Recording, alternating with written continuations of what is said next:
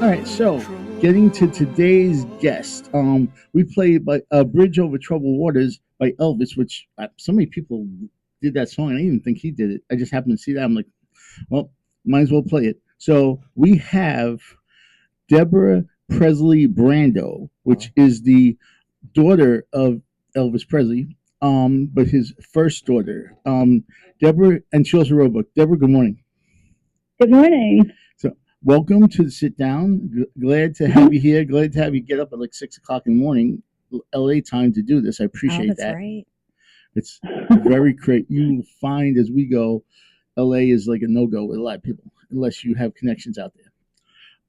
So, as I said, you had written a book about your father. Well, first, give us a little background on yourself so people know about you, because you have a very interesting background on your own, not only being Elvis's daughter. So, if you would, please. Where should I start? Okay.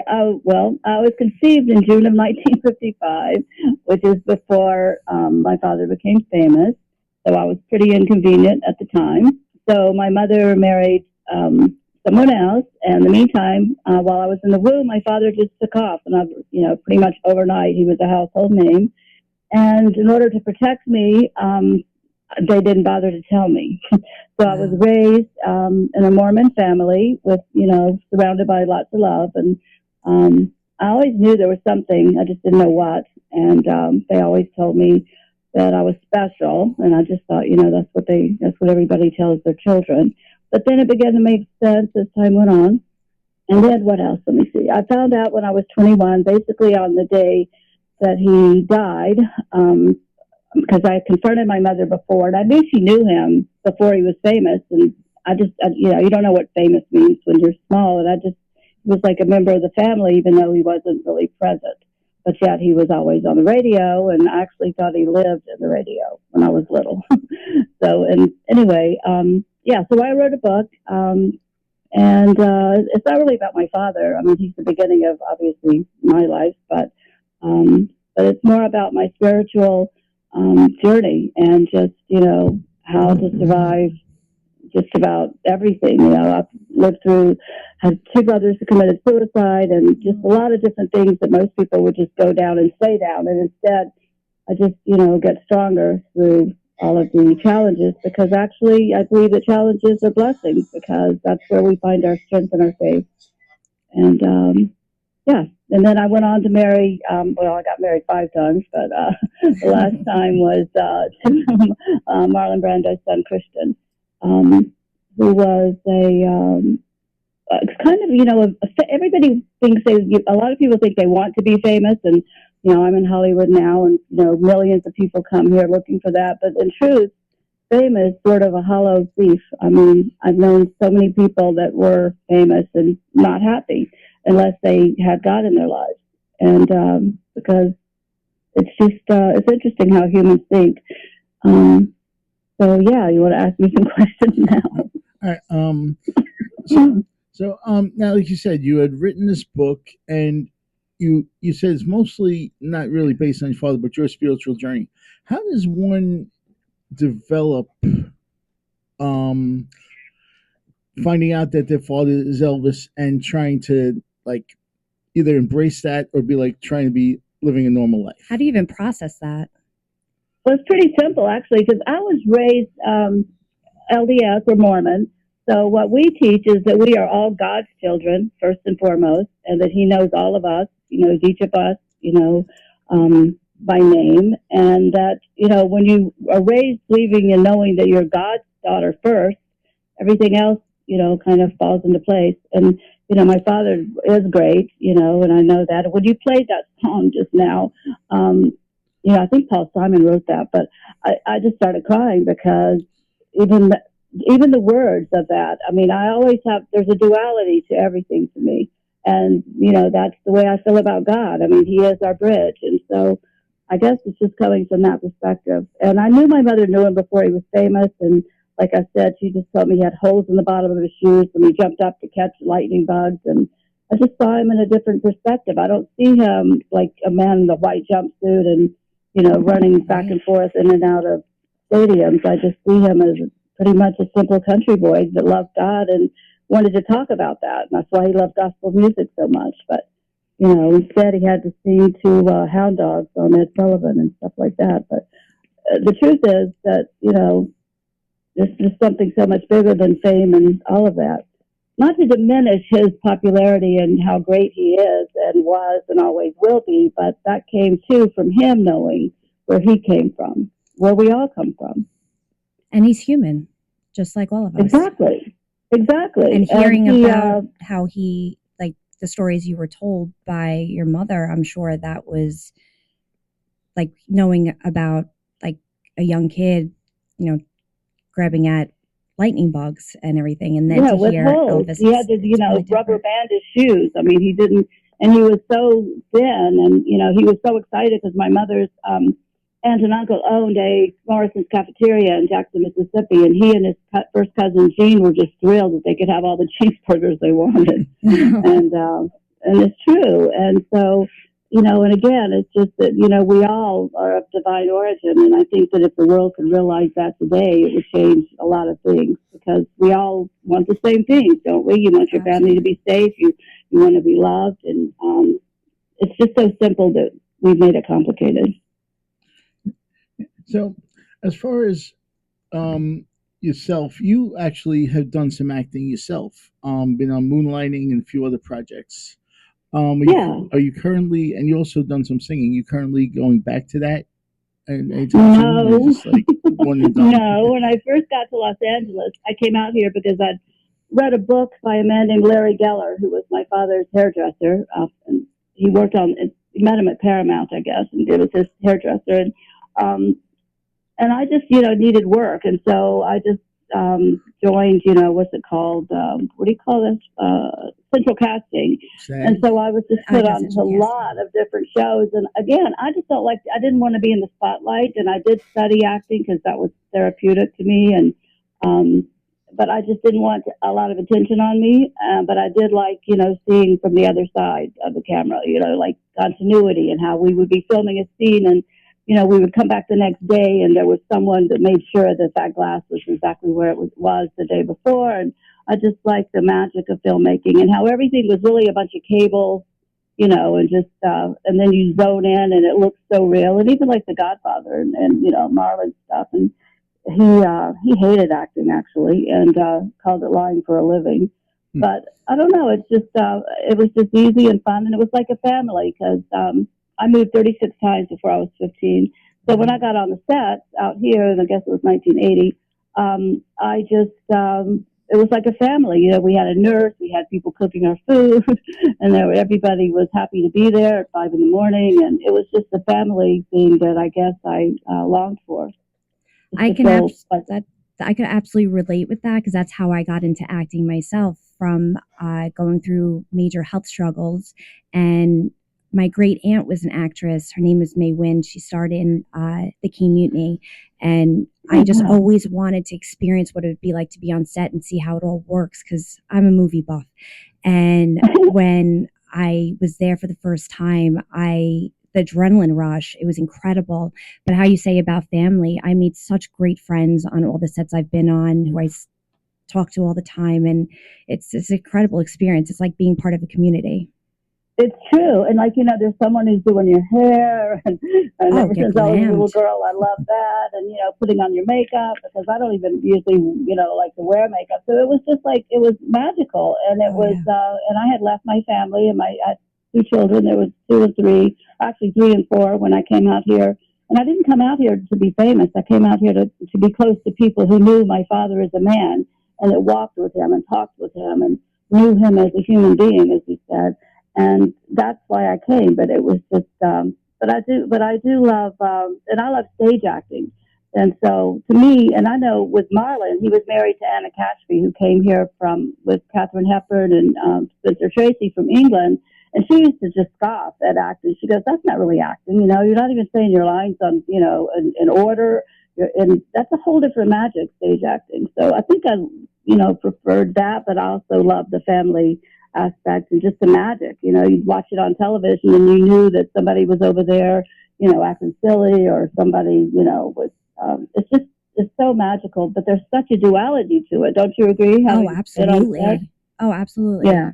And just to Yeah. see how like one scene can take 5 hours and from all the different angles, and then when you watch movies or TV afterwards, you can point out everything and just be like, yep, that was a completely different take and whatnot. And then when you see yourself on TV, it's like if you get a glimpse, it's always just, oh, I was there, and having the proof. I know. I have a friend who made a little collection, and then it's funny. I mean, it's like Tom Cruise is on an Apple box. You know what I mean? And it's just interesting, and it's all so real to the people. Like you said, you're a movie buff, and I can't even sit still long enough to watch a movie. Marlon used to get so mad at me because I've never really seen any of his movies because I don't have that attention span. And also when I go to theaters, it's so loud. Sometimes I have to ask them, back in the day to turn the volume down because it's just too intense. Oh, wow. Well, as far as being in movies, back in the day, I used to be an extra in a lot of shows, and it's fun.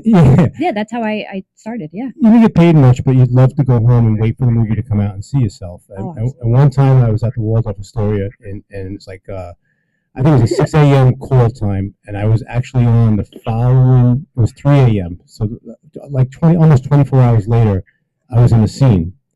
And wow. I told everybody about this. It was Marcy X. It was a movie called Marcy X with Lisa Kudrow. I work in a school, so the whole school, everybody can't wait for this movie to come out. It finally comes out. And, we went to the movie theater with the family, and all you saw when my part came up was my left ear. Yeah, I know. So I know exactly what you mean. That's your ear, and it's on there forever. Yeah, my left ear is famous, and that and I learned to never tell anybody ever again anything I'm doing because it's very embarrassing. I had the same exact thing. I've done over 50 different shows as an extra, and sometimes you think, oh, I'm definitely going to be in it, and then you're watching it and you're so disappointed. So you have to wait to watch something before you tell anybody. Exactly. Don't say a word. I know, that's so true. Yeah, you could get cut out of it. And you were talking about people coming to LA to be famous. There's a line between that. As far as being famous is one thing, because now you have TikTok, everybody's all over the internet. Everybody's famous now. I know. Yes, but the second part would be the money. I mean, I tried doing stuff to make some more money, but they go hand in hand. But the kids these days, they're all over the internet and they're famous already. It's unbelievable. That's true, but it's so limited and nobody really knows them. You know what I mean? I mean, they have their little following. Yeah. But and so again, unhealthy. It's just so hollow. Because back in the day, we had 3 TV stations, and the Indian guy came on at 11 o'clock, and you had the TV guide, and fame was a whole different thing then. It's just so shallow in a way, but then again, where everyone seems to be thriving on it. And it's funny because I'm in Los Angeles, and I can see the flights leave Burbank, and it is so quiet, and it's like during COVID, there are no planes flying. Have you noticed that? Exactly. Yeah. It's really weird because it's Sunday morning, and usually I see them and hear them, and it's like nothing. And I can see all the mountains. I know that was a quick change of subject, but but that there's a lot going on. Yeah, life is changing. It's amazing the difference from now and COVID. Well, I'll say, my wife is sitting across from me right now, and the one thing I'll say that really hit home for me, and she just said it in the parking lot walking into this building. I'm dressed like an old man from the waist down. I'm wearing sweatpants, jogging pants, and I'm wearing sneakers from like 1998. What you said about your dad with holes in his shoes. Yeah. So, I could say now, I'm just like Elvis. There you go. Yeah, exactly. It's true. And I saw interviews with him that were like, I was maybe 2 or 3 months old by then, and he's talking about how he had just bought, all these new clothes, and he was able to, and he gained 20 pounds, and it's pretty remarkable. But I still think that, like I said, when you just played that song, I literally thought I just started crying out loud. I thought, it's like I got to get myself together. But his music and just his voice and just the way that it just makes us feel is it's powerful. There are no words for it. See, it's funny because my father grew up a big Buddy Holly fan, but he did appreciate your father's music, not the rock version, but the like I played Bridge Over Troubled Water, the gospel stuff, because he would always play that in the car. So I even started appreciating that more. Yeah. And his later stuff, and you and I talked about this when I was setting this up, like, um, you know, in the ghetto and stuff like that. He really felt more passionate singing those songs than more such, you know, Mainstream. the mainstream stuff. Exactly. Well, he did. And, the Colonel, he just cared about money. Oh. So he just wanted, he pretty much had control over what he did and didn't sing and all those movies and, all that. Because he could have been a really great actor, I believe. And even Marlon said that, but he just, it was all about money and girls and, so it's interesting. Well, the story goes that your father would have been in Greece playing the angel role, the teen angel role, but he had died right before Greece was being produced and everything. Wow, yeah, he would have loved that. He would have loved anything that had spiritual messages, because that's really what he really was all about. And people don't really realize that. They think, he was being all sexual and, like doing his little dance. And the reason he was shaking is because he was nervous. Mama even showed me one time, and so did Jean. If you stand up and you stand on your toe and put your knee out, it'll just start shaking naturally. So he was just so nervous. And then he noticed that people reacted to that, which made his mother crazy, because she thought, why are these girls falling at your feet at gymnasiums and country fairs? Why are these women swooning around? You're not, not supposed to have any idols. And she was really upset about the whole thing. And it's funny because, everybody goes and says, okay, Memphis, I'm going to Graceland and everything. But I think if your father had the opportunity, I think he would go and build a house down in his hometown in Mississippi if he really No question.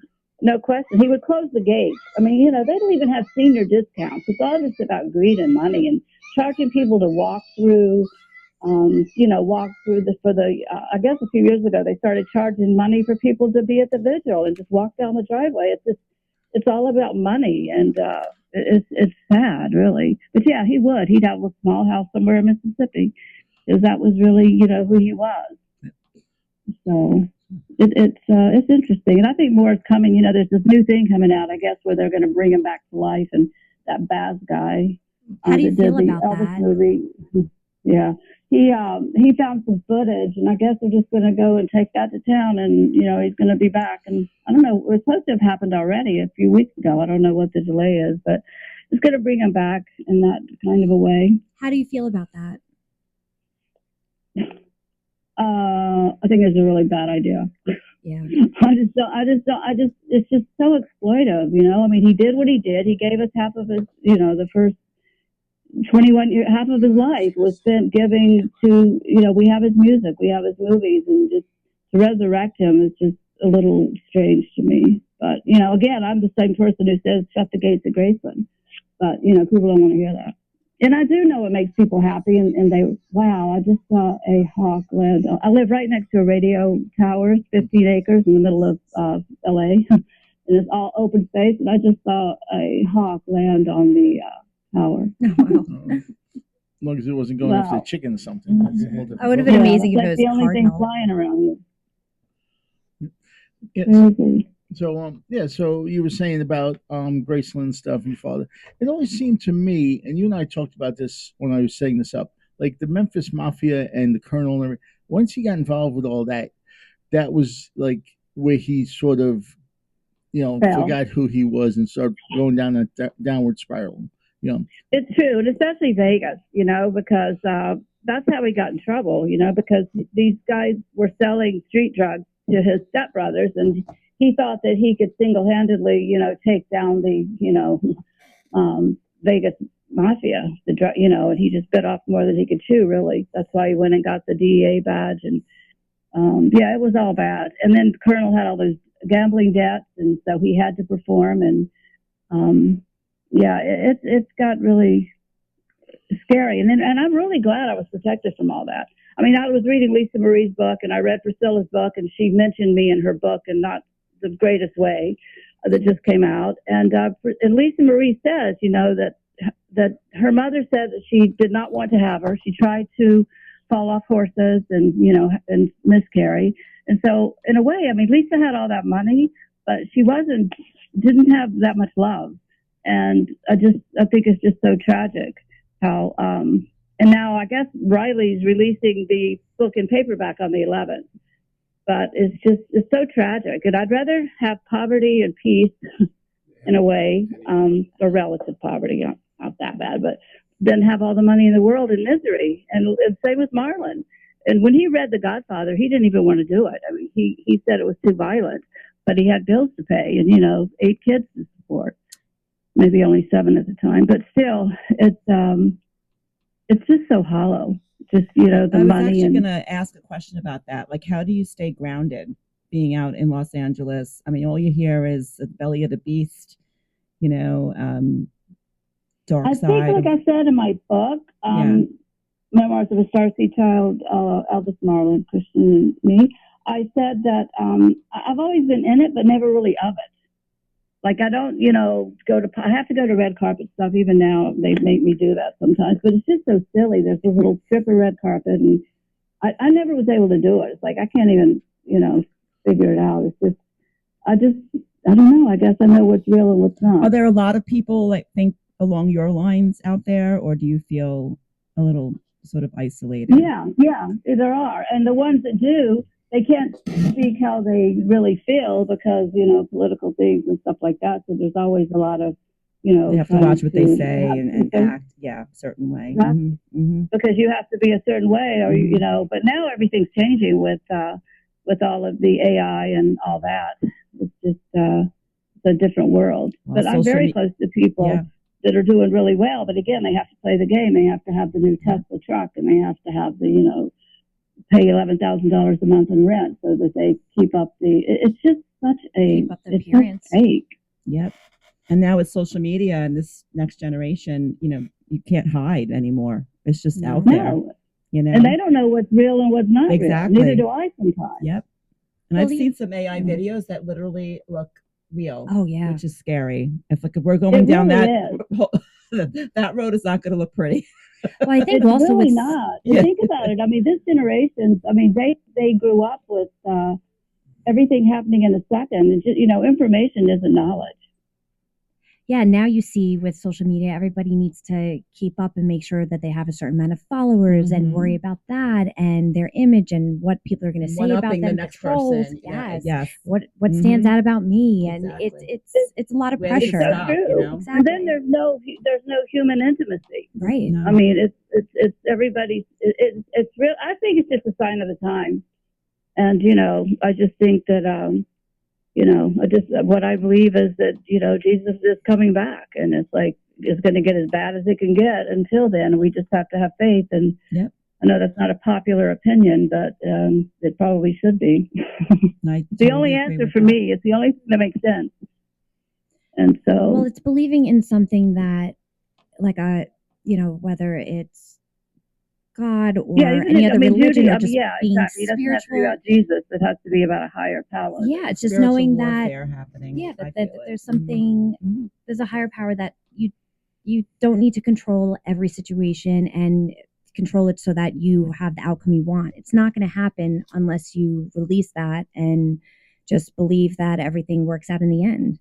And that's true, and create our own reality. I was talking to someone about that in the store. It's like we have to just create our own happiness, and because it is an inside job, and then if we just take that with us, it spreads. Like I was at Staples yesterday, and there was no line, so I just went the wrong way to the checkout, and then when I looked up, there was a woman standing there, and I just automatically said, "Oh my gosh, did I just get in front of you?" And she said, "No, but thanks for asking," and because it mattered to me if I cut somebody off, Well, because the and karma. I didn't, but but we just have to treat people the way we want to be treated, and I think there's mostly good in this world. But like you said, though, with all the AI and all the media, they want to focus. But I think most people are good. Absolutely. And I think just with social media, if everything wasn't posted and having to make sure that you look perfect or a perfect family, I think it would be just a better world without having to worry about that. I mean, I have, my It's kids are true. at that age now where I constantly will say, it just to keep them grounded, because somebody could spend, they're only going to put out there the best of that footage. Oh, Like absolutely. that's not That's real. I'm so sure they have true. dishes in the sink like we do. Like nobody Yeah. lives in a perfectly organized home. And, Well, you my have to- kids, I have a 10-year-old and True. 13-year-old, and they would watch on YouTube these families like, doing all these incredible adventures, and they're all so happy. Right. And I would have to remind them, like, that's not reality. No. And now they have a It's not. documentary out of these children who are YouTube stars, and you see it's a job. The kids don't want to do it. They're Mhm. miserable. Yeah. And And to some have of the it success- parents, unfortunately, yeah, get a little obsessed about it. And because it becomes their livelihood. exactly. And then when That's money comes true. into the picture, now they Yeah. have to keep up that image because they're making a living Yeah. and they're affording this That's house. true. And So what it's very happens till sad. that comes to an end? Exactly. Right. And then just, I can't imagine their self-esteem after that, having to, because you're always trying to one up each post and I making. mean, my own daughter followed a few families that had tragedy in their lives, where one of the sons passed away, a child passed away. Mhm. How do you recover from that? When your family was everybody was tuning in to watch, and how do you now, after losing a child, come back to that? Right. So my daughter's been following these families for a few years, and it's just very, very sad. Very sad. The but pressure of definitely having to be on. Yeah. Like Elvis. Exactly that. He Elvis on. had to be Yes. on all the time, which Right. is why Exactly. he, Yes. super, turned to You drugs need to to have make good sure he people was up around you, and which is really awake. hard, I would think, too, as well. To have good people Yeah. around you, people you can trust. And that's the That's beauty with true. you, Yeah. Deborah, with like having the family that you grew up with. You grew up in a, complete opposite of what Lisa Marie grew up in. And Complete opposite. Mm-hmm. it just to hear you talk and say, like, you go through hard things and it makes you stronger. And because I'm a firm believer in that. And It's so true. it's just where you are very fortunate to come from that background to be, because you would be a completely different person, and That's true. probably in a negative way. So I know, and that is my inheritance. People say, "Well, don't you wish you had had all the money? Don't you wish you had all these things?" And it's no, I mean, because I don't know. It's like God is my real father, and my inheritance is my life and what I do with it. So it's just, it's I don't know. It's interesting, and I've had so many people who just love my book because, again, it's not really about Hollywood and fame, although there are central characters that are a huge part of that. It's definitely not all of it. There's so much more. oh, absolutely, that just amazing to hear your perspective on it, to see that you don't care about the frivolous things and whatnot. You're more about substance. That's true. I mean, not to think say I don't like, nice things. I mean, Oh, I of love course. my perfume. But my you would perfume and stuff, rather. but it's not exactly. And I think here's another philosophy that I believe. I believe that if we cannot be happy with nothing, we will never be happy with everything. So I'm that happy kind of with works for me. I love that. No, it's definitely true. It makes you appreciate when something good does happen to you. Exactly. It makes you Exactly. appreciate it that much and more. everything. Yeah. Yeah, like just being able to get up and have my daughter's hot water. What do you call it? What do you call the thing the hot water's in? A kettle. Whatever that thing is that keeps all the hot water, that big thing. A kettle? Anyway, it broke. So she was out without hot water for like 4 days. And it's like, we take it for granted. I mean, how lucky are we? I have a friend that's in a part of the world that's not doing that great. And I watch her and I think, they have to boil water if they have water. And it's just, we have so many things we should be grateful for, just to be able to get up and have, be able to walk outside. And we need all those things are so important that we do have. Absolutely. It's so amazing. Like you're talking like as we all would talk, but yet your sister does in the ghetto duet with her father and everything, and like you said, and then wound up where her mother is even hating her and the grandson and granddaughter and all this crazy, and you're out in California, like, and you're part of Elvis, but yet you're a total different vibe of Elvis, which is Exactly. refreshing. And that of it. And I'm kind of like him before. all those things happened, I guess, but then he never really changed. He always wanted to, and he always questioned, why me? Why is this happening to me? And God must want me to do something with it. And that was upsetting for him because he couldn't do what he wanted to do. He wanted to sing, obviously, but he also wanted, to remind people where we all come from and that we're all the same, really. Right. See, people look at it and go, "Well, your father had a mouth. Why didn't he fire the colonel and all?" But it was different times. It was. Nowadays, like people could go on like American Idol and get a record deal, even if they don't win American Idol. Somebody's going to say, "Oh, you got a great voice. Put you on an album." But your father didn't have that, so he's like, "Oh, crud! I gotta listen to what the colonel's saying, even though I know morally it's not right." It's true. It's really true. And yeah, and I was close to Greg McDonald, who was raised by the colonel, and he was, he went on to you should read his book. Actually, he went on to manage Ricky Nelson like the last 18 years of his life, and he was telling me that it's just. But then again, I think the colonel was kind of controlled. Plus, he was in retirement when he met my father. He had retired. He had managed Eddie Arnold and Carl Perkins, I think, and so he had already, had a career, and then somebody saw him. I heard it was that woman with the hat, Minnie Pearl, had seen my father and the Louisiana hayride and said, "The Colonel, you really have to see this guy. I mean, this boy, you've got to see him." So, but the Colonel already had everything, but then I guess it was a whole different thing, because of the combination of qualities that my father had. So he wasn't Eddie Arnold, even though Eddie Arnold was great.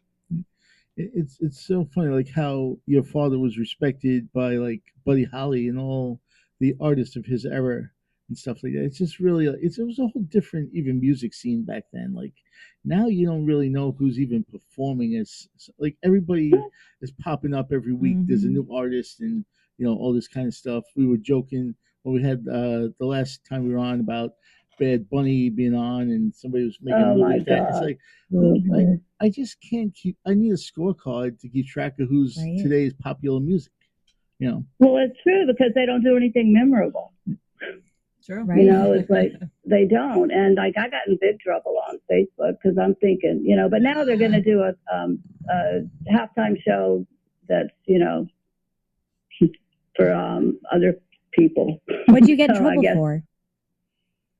Because I just said that I didn't think that Bad Bunny had anything to do. That I don't think he's football fans in general probably don't even know who he is, but I could be wrong.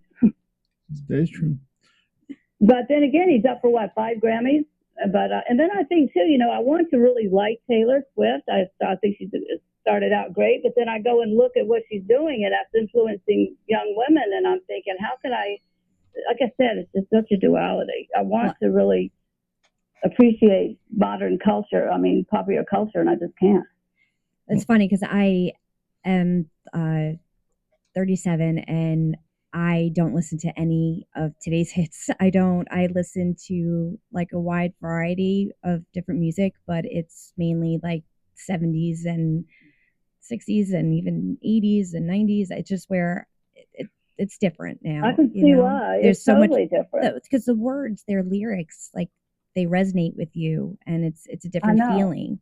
Now it's very true. Like when Taylor Swift, when she was country, I listened to her. I loved her music, but when she switched to pop, I was like, no, thank you. Yeah, I mean, and it's vulgar. A lot of it is like, I would not want I don't know. But then again, I'm going to be, 70 in March, so maybe that's part of it.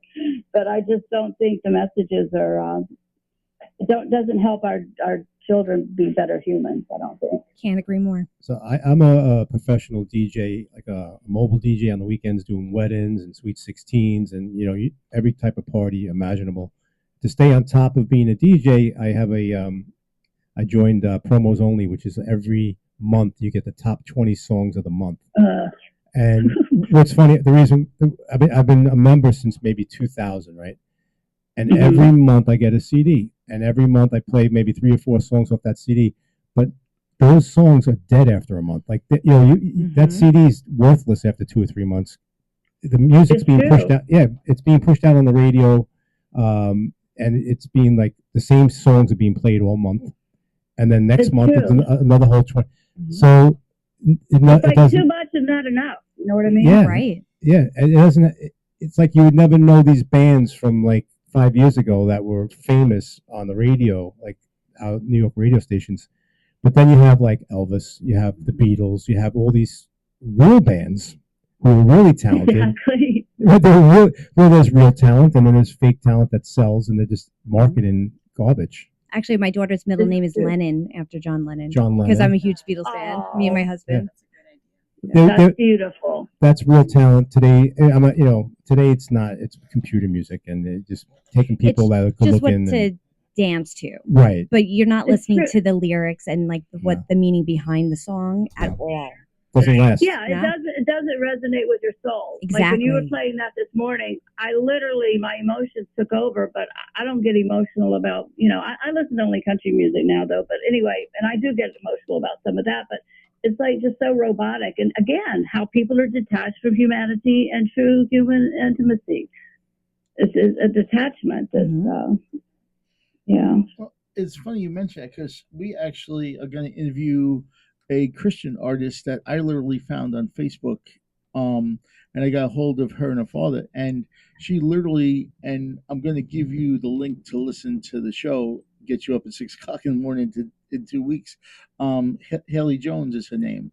Young, I would love to. and it's funny because going back and I started doing a little research. I know you have. It's just like she would cover different songs and her own stuff. Like she and we were kidding around. She could turn an atheist into a Christian in a heartbeat with just Oh, her that's with her important. just enthusiasm, of it. I'd love to hear. Send me so I can hear hear the music before I can hear the interview. Oh, of course. And that's that's usually what I do. You know, Sarah and Rhonda, they get that stuff and they're like, "What is he sending me now?" Oh, she's got a beautiful voice. Oh, and she's beautiful. She really does. And there's the one song I told you about before. It's like, did you see that one? It's like a promo video. It's not like a video, but it's a promo one. I think I sent it to you. I got the music Where she's on videos. stage, and everybody's like, I'll send it to you again. Okay. Anyway, she's on stage and like these little girls, they must be about between 8 and 10, something like that, and they're just like totally into it. And you lose it in the lyrics that you forget you're listening to Christian music. Not that that's a good or bad thing. It's just Mhm. her voice like captivates you. Like the other song, she's what is it now? We're drawing blanks. I just came back from Florida. I thought the youngest one in the bunch who still has vibrance to herself would remind her host here. But Sorry. oh, it's all right. But all her songs like really, and she writes her songs with two other writers, and it's just like a wow factor. I would love to hear. Yeah.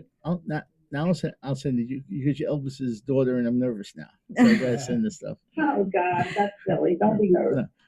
But now, No, she seems very, very no, she's normal, down to earth. there you go. And that's the thing. She stayed away from all the crazy that her father was going through and the families and everything. But my question is this: if you had like 10 minutes with your father right now, if your father was able to come back down, what would you say to him? What would the interaction be, etc.? I would just thank him for choosing my mother. for me to have her as a mother, because she, I guess, like I said, I'm just so grateful. And it's funny because somebody found me on Facebook about 2 weeks ago who's the nephew of Barbara McNair, and she was an actress and African American actress in Change of Habit. And he said that he had letters that my father had written to Barbara in '69, saying that and it was right after Lisa was born, that he wanted to announce me publicly, but he was afraid, and he didn't want me to have the life that he had. So have these little miracles come now and then. I haven't seen the letters yet, but he says that he's going to produce them. We'll see. But the point is, I just think that since I was so protected, that I just continued to protect myself. And like, I never fit in. I tried to go to those Hollywood parties, and girls are swimming in the pool, without their clothes and just stuff. And I would just take my books and go read underneath a tree, because I could never, nothing's worth selling your soul. No, you're right. And that's the problem. I mean, now because and everything that follows that is just not good. Like now, I mean, I can't even watch the Grammys. I can't even watch. It's like not only does it not hold my attention, it's just so not of the light. Most of it. I just thought of a good shirt. I'm into designing my own shirts. How's this? Wow. How's this sound? Lyrics matter. Oh, I That's love true. that. Lyrics That's matter. true. That's true. Because think about the little girls singing Ophelia and some of those songs. I mean, I can't even believe that it happened that way. I mean, it's I don't know. Well, But I do think that the pendulum is swinging, and I think that since Charlie Kirk, that thing, I think that there is just more people wanting to, feel happy about life and the truth. Well, I you hope had that's said happening. about listening to country music.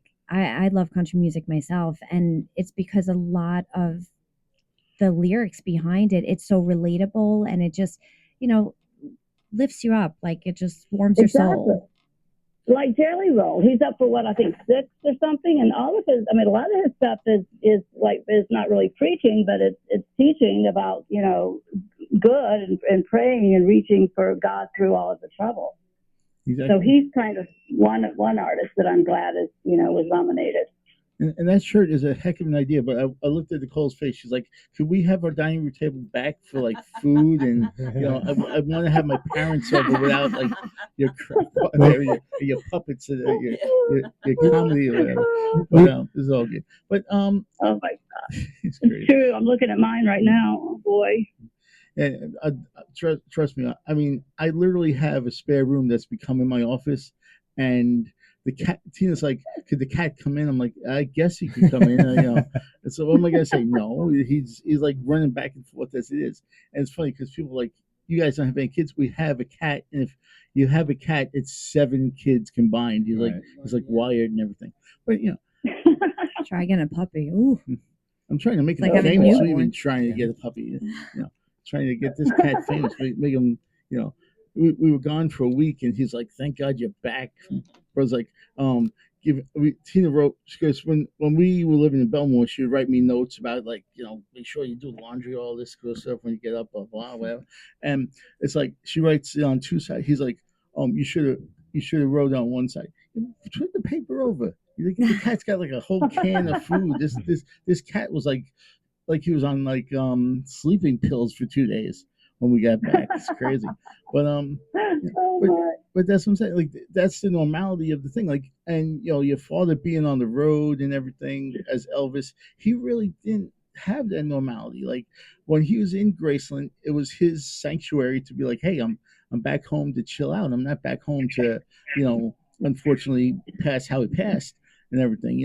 It's like this is where I wanted to be, and he didn't even have that. So it's just sad. It's all about who you surround yourself with. Yeah.